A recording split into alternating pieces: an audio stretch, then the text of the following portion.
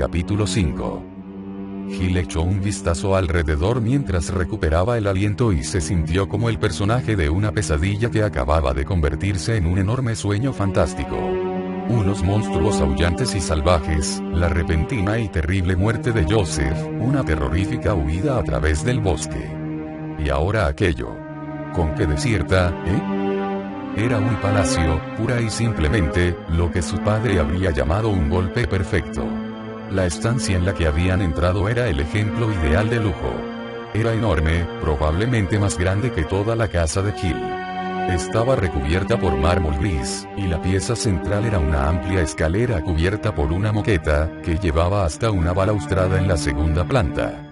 Unas columnas de mármol arqueadas rodeaban aquel espléndido salón y soportaban el peso de la balaustrada de madera oscura y de aspecto pesado de la planta superior. Unos candelabros alargados arrojaban rayos de luz a lo largo de las paredes de color crema con rebordes de cuero, que contrastaban con el color ocre oscuro de la moqueta del suelo. En pocas palabras, era un escenario impresionante. ¿Qué es esto?, murmuró Barry. Nadie le respondió. Gil respiró profundamente y llegó a la conclusión de que no le gustaba. Notaba una sensación de discordancia en aquella enorme sala, una atmósfera vagamente opresiva. Se sentía acechada, por algo o por alguien, aunque no podía decir qué. Bueno, es muchísimo mejor que ser devorada por un perro mutante, eso sí que tengo que reconocerlo. Aquel pensamiento le siguió otro inmediatamente. Pobre Joseph. No había habido tiempo para lamentar su muerte, y tampoco tenían tiempo en aquel momento, pero sin duda lo echarían de menos. Se dirigió hacia la enorme escalera con la pistola en la mano, y el sonido de sus pasos sonó amortiguado por la gruesa alfombra que llevaba hasta ella desde la puerta delantera. Vio una antigua máquina de escribir sobre una pequeña mesa situada a la derecha de las escaleras, con una hoja en blanco colocada en su interior preparada para escribir en ella. Era una pieza de decoración bastante extraña, pero, aparte de ella, la enorme sala estaba vacía. Se dio la vuelta para encararse con los demás y se preguntó qué estarían pensando sobre ese lugar. Tanto Barry como Chris parecían indecisos, con sus rostros enrojecidos por el esfuerzo y sudando a mares mientras registraban con la vista la inmensa entrada. Wesker estaba agachado delante de la puerta examinándola detenidamente. Se puso en pie, con las gafas de sol todavía puestas y con el mismo aspecto tranquilo de siempre. La madera alrededor del pestillo está astillada. Alguien forzó esta puerta antes de que llegáramos nosotros. El rostro de Chris se iluminó por una oleada de esperanza. Quizá fueron los del equipo Bravo, no. Es lo que yo pienso, asintió Wesker. La ayuda ya estará en camino, eso suponiendo que nuestro amigo Vickers se decida a llamar pidiéndola. Su voz resumaba sarcasmo, y Gil sintió que su propia furia crecía. Brad la había cagado a base de bien, y aquello casi les había costado la vida. No había excusa alguna para lo que había hecho. Wesker continuó hablando mientras atravesaba la estancia hacia una de las dos puertas que había en su extremo occidental. Tiró del pomo, pero ninguna de ellas se abrió. No es nada seguro salir ahí afuera. Será mejor que echemos un vistazo por aquí hasta que llegue la caballería. Es obvio que alguien ha mantenido este lugar en condiciones habitables, aunque ¿por qué y durante cuánto tiempo? Su voz fue disminuyendo de volumen hasta desaparecer. ¿Cómo andamos de munición? Gil sacó el cargador de su bereta y contó las balas. 3. Tenía otros 2 cargadores, pero completos, lo que daba un total de 33 balas. A Chris solo le quedaban 22, y a Wesker 17. Barry tenía 2 cilindros de recarga rápida para su Colt, además de unos cuantos proyectiles sueltos en una cartuchera al cinto, con un total de 19 balas. Gil pensó en todo lo que se había quedado en el helicóptero y sintió otra oleada de rabia contra Brad. Cajas de munición, linternas, radios portátiles, escopetas. Eso por no mencionar el equipo médico. Aquella bereta que Joseph había encontrado en el claro, con los pálidos dedos de la mano arrancada todavía empuñando la pistola. Uno de los Stars podía estar muerto o moribundo, y ellos, gracias a Brad, ni siquiera tenían una venda que ofrecerle si lo encontraban. ¡Pum! Fue el sonido de algo pesado que se había deslizado hasta el suelo. Todos se dieron la vuelta al unísono hacia la única puerta que se abría en la pared oriental. Gil recordó repentinamente todas las películas de terror que había visto: una casa extraña, un sonido extraño. Su cuerpo se estremeció involuntariamente, y decidió que le patearía su estrecho culo a Brad Vickers en cuanto saliera de allí. Chris, comprueba ese sonido y regresa para informar lo antes posible, ordenó Wesker. Te esperaremos aquí por si la policía de Raccoon City llama a la puerta. Si te encuentras metido en un problema, dispara y te encontraremos. Chris asintió y comenzó a dirigirse hacia la puerta. Sus pisadas resonaron fuertemente contra el suelo de mármol. Gil sintió aquella sensación de premonición recorrerle todo el cuerpo de nuevo. Chris. Él se dio la vuelta justo cuando puso la mano en el picaporte, y Gil se dio cuenta de que nada de lo que pudiera decirle tendría sentido. Todo estaba ocurriendo con tal rapidez, la situación era tan terrible que no sabía por dónde comenzar. Y él es un profesional entrenado, lo mismo que tú. Empieza a comportarte como tal. Ten cuidado, dijo finalmente. No era exactamente lo que quería decir, pero tendría que ser suficiente. Chris le lanzó una sonrisa de medio lado cómplice, luego levantó su bereta y cruzó el umbral. Gil oyó el tic-tac de un reloj y, a continuación, él desapareció después de cerrar la puerta tras de sí. Barry la miró a los ojos y le sonrió, con una mirada con la que quería decirle: no te preocupes. Sin embargo, Gil no pudo quitarse de encima la sensación de que Chris ya no regresaría. Chris registró con la vista la habitación y se percató de la exquisita elegancia del lugar. También se dio cuenta de que estaba solo. Quienquiera que hubiera provocado aquel ruido no estaba allí. El solemne tic-tac de un reloj carillón resonaba en el fresco aire de la habitación, y sus ecos rebotaban en los azulejos negros y blancos. Era un enorme salón comedor, de la clase que solo había visto en películas sobre gente muy rica. Al igual que la sala de entrada, aquella estancia tenía un techo increíblemente alto y una balaustrada en su segunda planta, pero además estaba decorada con piezas de arte que parecían de valor y disponía de una chimenea en el extremo más alejado con un escudo de armas y unas espadas cruzadas encima de la abertura.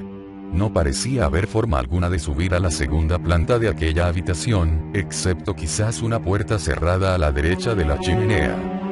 Chris bajó su arma y comenzó a acercarse a la puerta, impresionado todavía por la evidente riqueza desplegada en la abandonada mansión en la que habían entrado los Stars. Las paredes de estuco de color beige de la sala comedor tenían unos rebordes de madera pulida de color rojo, y en el centro se extendía una larga mesa de madera que ocupaba toda la estancia. La mesa disponía de espacio para al menos 20 personas, aunque solo estaba puesta para un puñado de gente. A juzgar por la capa de polvo que cubría todo, no se había servido nada en aquel lugar desde hacía varias semanas. Pero se supone que no ha habido nadie en esta casa desde hace 30 años, así que aún menos puede haber una cena de gala. Spencer mandó cerrar este lugar antes de que nadie se alojase aquí. Chris sacudió la cabeza. Era obvio que alguien había rehabilitado el lugar hacía ya bastante tiempo. Así que, ¿cómo era posible que todo el mundo en Raccoon City creyese que la mansión Spencer no era más que un montón de ruinas en mitad del bosque? Y lo que era aún más importante, ¿por qué Umbrella le había mentido al jefe Irons sobre el estado real de la propiedad? Asesinatos, desapariciones, Umbrella, Gil. Era una sensación frustrante. Notaba que tenía buena parte de las respuestas, pero no estaba seguro sobre qué preguntas hacer. Llegó hasta la puerta y le dio la vuelta al pomo lentamente mientras escuchaba con atención para intentar percibir cualquier ruido al otro lado de ella. No oía nada aparte del tic-tac del viejo reloj carillón. Estaba apoyado contra la pared, y cada movimiento de su péndulo reverberaba con un sonido eco, amplificado por la cavernosa estancia. La puerta se abrió y ante él apareció un estrecho pasillo que se dirigía a derecha e izquierda, iluminado únicamente por unas cuantas lámparas de estilo antiguo colgadas de la pared. Chris echó un rápido vistazo en ambas direcciones. A la derecha se abrían quizás unos 10 metros de otra sala de entrada, con una puerta al final, y otras dos puertas justo delante de él. La sala de entrada doblaba abruptamente a la izquierda de donde él se encontraba, ensanchándose. Vio un rastro de gotas marrones en aquel lugar. Arrugó la nariz al mismo tiempo que el entrecejo. En el aire había un vago olor, un ligero aroma a algo desagradable, a algo familiar. Se quedó en el umbral de la puerta mientras intentaba concretar el recuerdo de aquel olor. Un verano, cuando él todavía era un chaval, se le había salido la cadena de la bicicleta mientras daba un paseo con sus amigos. Había acabado en una zanja a 1 metro de distancia aproximadamente de los restos de un atropello, el cadáver reseco de lo que parecía haber sido una marmota. El paso del tiempo y el calor del verano habían disipado parte del hedor, aunque lo que quedaba era suficientemente asqueroso para hacerle vomitar todo su almuerzo, para mayor diversión de sus amigos, sobre el cadáver. Luego había respirado profundamente. Y había vuelto a vomitar. Todavía recordaba la peste de la podredumbre reseca recalentada por el sol. Olía a una mezcla de leche agria y bilis, el mismo olor que impregnaba aquel pasillo, como si fuera un mal sueño. ¡Fum! El sonido procedía de detrás de la primera puerta de la derecha. Era un ruido suave y deslizante, como el de un puño rozando la pared. Había alguien al otro lado. Chris se dirigió lentamente hacia la sala de entrada y se acercó con precaución a la puerta, sin dar la espalda a la zona que no había explorado. El ruido se detuvo mientras se acercaba, y Chris advirtió que la puerta no estaba realmente cerrada. ¡Qué mejor momento! La puerta se abrió completamente con un ligero golpe a una pequeña estancia en penumbra que tenía las paredes cubiertas de papel verde moteado. Un hombre de anchas espaldas se encontraba a poco más de 6 metros de donde él estaba, medio oculto en las sombras y de espaldas a Chris. Se dio la vuelta lentamente, arrastrando los pies con la misma actitud que alguien borracho o enfermo, y el olor que Chris había notado antes le llegó desde el hombre en apestosas oleadas. Las ropas del extraño estaban hechas jirones y manchadas, y la parte posterior de su cabeza mostraba unos cuantos mechones sueltos de cabello. Debe estar enfermo. Es posible incluso que esté moribundo. Fuera lo que le pasase, a Chris no le gustaba un pelo, todos sus instintos le gritaban que actuara. Atravesó la puerta y apuntó la bereta al pecho del individuo. Quieto. No se mueva. El hombre terminó de darse la vuelta y se dirigió hacia Chris, arrastrando los pies hasta situarse a la luz. El rostro del individuo, de aquello, tenía la blanca palidez de un cadáver, rota solo por el manchurrón de sangre que rodeaba sus labios putrefactos. Unos jirones de piel seca colgaban de sus hundidas mejillas, y los oscuros pozos de los ojos de la criatura brillaban hambrientos mientras extendía sus esqueléticas manos hacia él. Chris disparó 3 tiros que se estrellaron contra el pecho de la criatura provocando finos surtidores de sangre. Aquello se desplomó al suelo con un pequeño grito ahogado. Chris retrocedió a trompicones, y los pensamientos en su cabeza marcharon a la misma velocidad que su corazón palpitante, que le martilleaba en el pecho. Golpeó la puerta con el hombro y apenas se dio cuenta de que se cerró con un suave chasquido detrás de él mientras seguía mirando atónito al apestoso cuerpo que se había derrumbado en el suelo. Está muerto, esa maldita cosa es uno de esos malditos muertos andantes. Todos los ataques caníbales de Raccoon City se habían producido cerca del bosque. Había visto suficientes películas en el canal nocturno como para saber de qué se trataba, pero aún así no podía creérselo. Un zombie. No, de ninguna manera, eso era solo ficción. Quizás era algún tipo de enfermedad que se manifestaba por los mismos signos. Tenía que contárselo a los demás. Se dio la vuelta e intentó abrir la puerta, pero la pesada hoja de madera no se movió.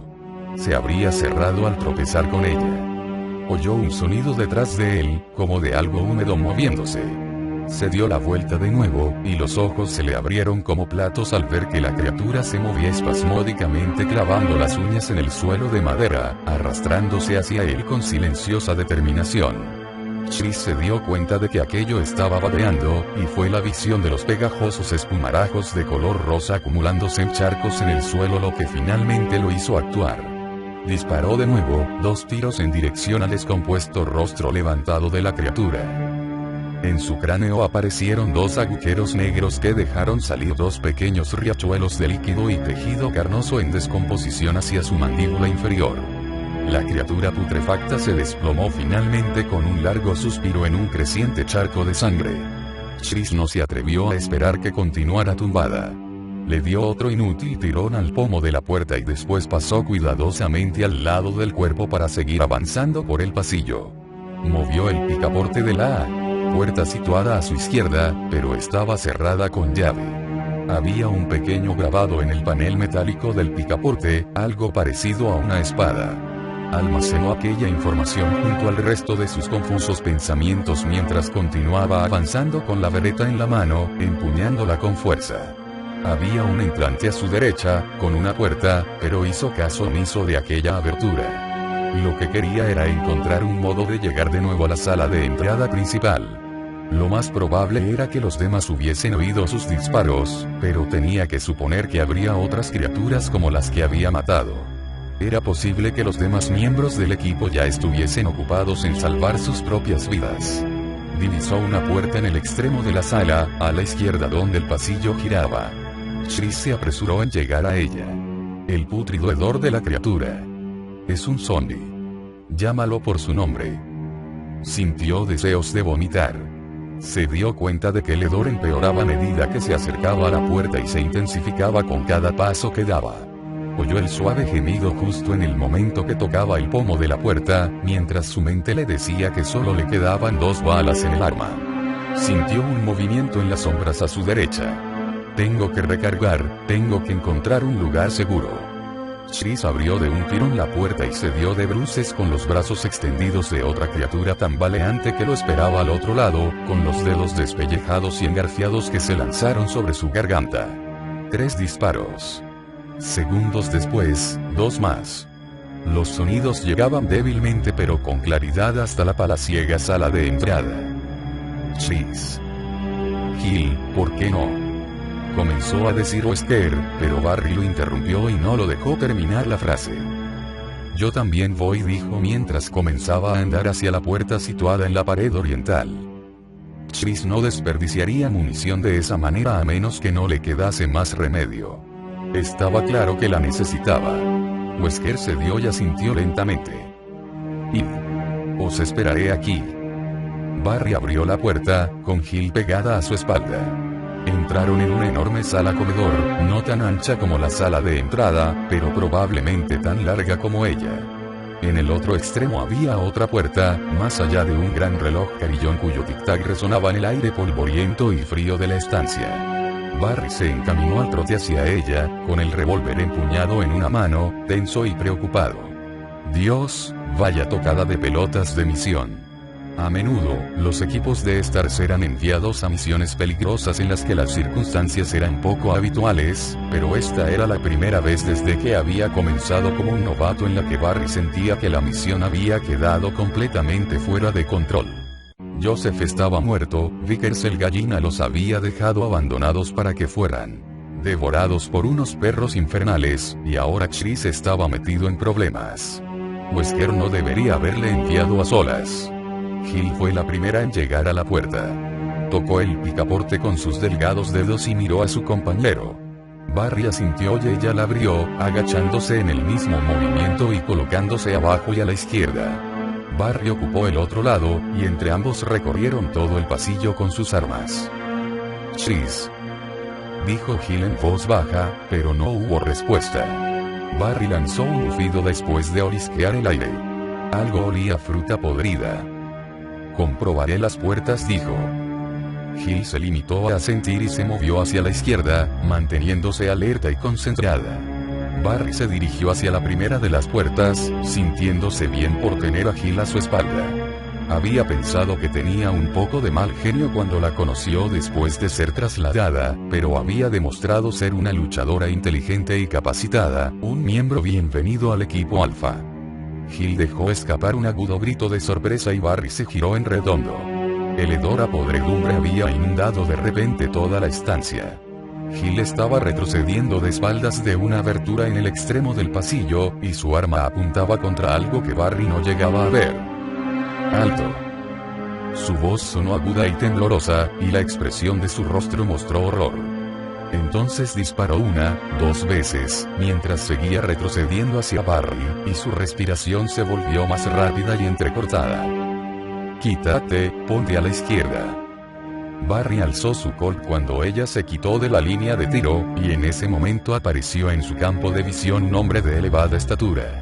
Los brazos de la silueta estaban levantados en alto como si fuera un sonámbulo, y los dedos de sus manos estaban curvados como si fueran garras. Barry vio el rostro de la criatura y no lo dudó ni un momento. Disparó uno de los pesados proyectiles de su revólver, y la bala rebanó la parte superior de su cráneo color ceniza con un estallido. La sangre comenzó a bajar por los extraños y horribles rasgos de aquel ser hasta tapar los ojos, que se habían vuelto hacia arriba. Cayó hacia adelante y se derrumbó boca arriba a los pies de Hill. Barry corrió a situarse junto a ella. ¿Pero qué?, comenzó a decir, y entonces vio lo que había en la moqueta del pasillo que se abría delante de ellos, tendido en una pequeña zona de espera que señalaba el final del pasillo. Barry pensó por un momento que se trataba de Chris. Hasta que vio la insignia del equipo Bravo de los Stars en el chaleco, y sintió una clase diferente de horror cuando se esforzó por reconocer los rasgos de su cara. El Bravo había sido decapitado, y la cabeza se encontraba a menos de 1 metro del cuerpo, con el rostro completamente tapado por una máscara de sangre. ¡Oh, leches! Es Kenneth Sullivan, uno de los mejores exploradores que jamás había conocido Barry Lee, además, un tipo realmente estupendo. En su pecho tenía un agujero irregular y profundo, y de aquella sangrienta abertura salían restos de carne parcialmente devorada y vísceras. Le faltaba la mano izquierda, y su arma no estaba a la vista por allí cerca, así que Barry dedujo que la mano con el arma que Joseph había encontrado en el bosque debía de ser la suya. Barry desvió la mirada, completamente asqueado. Ken había sido un hombre tranquilo y amable, que sabía un montón sobre química. Tenía un hijo adolescente que vivía con su exmujer en algún lugar de California. Barry pensó en sus propias hijas, Moira y Polly, y sintió miedo por ellas. No es que le asustara la muerte, pero la idea de que quizá tendrían que crecer sin un padre. Hill se acuclilló al lado del destrozado cuerpo de Ken y registró rápidamente su cinturón. Le dirigió una mirada culpable a Barry, pero este asintió. Necesitaban la munición, y estaba claro que a Ken ya no le hacía falta. Encontró 2 cargadores de proyectiles de 9 milímetros y se los metió en el bolsillo de su costado. Barry se dio la vuelta y se quedó mirando al asesino de Ken con una mezcla de asco y curiosidad. No tenía la menor duda de que se trataba de uno de los asesinos caníbales que habían estado atacando a los habitantes de Raccoon City. Tenía una costra seca de sangre alrededor de la boca y sus uñas estaban repletas de una capa de restos también sangrientos. La camiseta que llevaba puesta también estaba cubierta de manchas de sangre seca. Lo que le extrañaba era lo muerto que parecía. En una ocasión Barry había realizado una misión de rescate encubierta en Ecuador. Unos guerrilleros rebeldes habían capturado a un grupo de campesinos y los mantenían como rehenes. Varios de ellos habían muerto al comenzar el conflicto. Los Stars habían capturado a los rebeldes, y Barry se había acercado con uno de los supervivientes para reconocer a los que estaban muertos. Las 4 víctimas habían muerto debido a los disparos y sus cuerpos habían sido arrojados a la parte trasera de la cabaña de madera que los rebeldes habían utilizado como refugio. Después de 3 semanas bajo el tórrido sol de aquella parte de Sudamérica, la piel de sus caras se había levantado en jirones, y la carne había comenzado a separarse de los tendones y también de los huesos. Todavía recordaba con total claridad aquellos rostros, y volvió a verlos cuando miró la criatura del suelo. Era el rostro de la muerte. Además, huele igual que un matadero en un día caluroso. A alguien se le olvidó decirle a este tipo que los muertos no caminan por ahí dando vueltas. Advirtió la misma confusión asqueada reflejada en el rostro de Hill, las mismas preguntas, por el momento, sin respuestas. Tenían que encontrar a Chris para reagruparse con él y con Wesker. Retrocedieron juntos por el corredor y comprobaron las 3 puertas, sacudiendo y tirando de los pomos y empujándolas con el hombro. Todas estaban bien cerradas. Pero Chris ha tenido que pasar por una de ellas. No puede haber ido a ningún otro sitio. Aquello no tenía sentido, y aparte de echar abajo las puertas, no había nada más que pudiera hacerse. Deberíamos informar a Wesker sobre la situación, dijo Hill, y Barry asintió. Si por casualidad habían encontrado la guarida de los asesinos, iban a necesitar un plan de ataque. Atravesaron de nuevo la sala comedor a la carrera, y el aire rancio del lugar fue un alivio refrescante después del hedor a sangre y corrupción del pasillo. Llegaron a la puerta que daba a la sala de entrada principal y la cruzaron a paso ligero. Hill se preguntó qué conclusión sacaría el capitán de todo aquello. Era realmente. Barry se detuvo en seco y registró con la mirada la elegante sala vacía. Se sentía como el tonto de un chiste que no tenía la menor gracia. Wesker había desaparecido.